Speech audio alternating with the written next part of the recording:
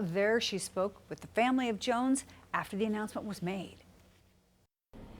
There was a heavy police presence here outside the prison just hours before Oklahoma Governor Kevin Stitt granted clemency to death row inmate Julius Jones, just 4 hours ahead of his scheduled execution. Part of his clemency states that Jones will not be able to apply for or be considered for commutation, pardon, or parole, but that didn't stop his family and supporters from celebrating. I know there's still a fight on our hands, so while I'm grateful, it wasn't the recommendation that his pardon and parole board voted on, but we are still grateful. Antoinette Jones says her family was sitting in a restaurant when they got word that her brother's life had been spared. Sitting at a table in Denny's, and I had just got through telling my parents to pray and don't make your way down here. And then got that news. Among the hundreds of supporters gathered outside the prison was Dr. Tiffany CRUTCHER. Her brother Terrence CRUTCHER was shot and killed by a Tulsa police officer in 2016. She had this message for the Howell family. We know what you've been through. We've been through it.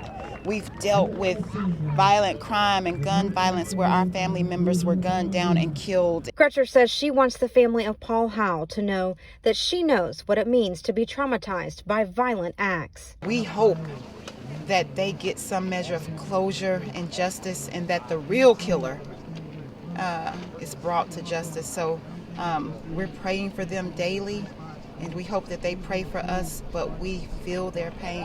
Jones supporter and Tulsa activist Greg Robinson echoes her message to the Howell family. We're not celebrating the death of Mr. Howell, okay?